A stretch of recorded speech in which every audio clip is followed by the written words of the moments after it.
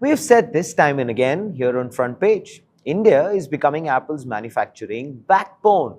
And now Tata Group is doubling down with another 1500 crore rupees bet. But before I get into the interesting juicy facts, please like, share and subscribe. Now that you've done that, here are the juicy facts.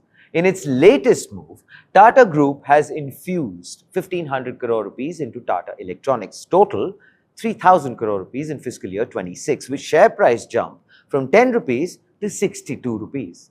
Apple is shifting production out of China, and India is becoming the primary alternative. Today, let me give you the figures. 70% of iPhones sold in the United States are now made in India. Tata is emerging as a key partner alongside Foxconn, Pegatron. India is, of course, also being integrated into Tata's ecosystem. The revenue stands at 3,752 crore rupees, which is 66,206 crore rupees in 1 year.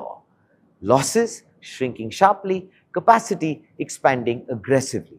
This, I believe, is one of the fastest scale-ups in Indian manufacturing history. And you know what? It's just getting started. Looks like Tata is building a full electronics stack. iPhone manufacturing, semiconductor fab in Gujarat, which is a $14 billion investment planned.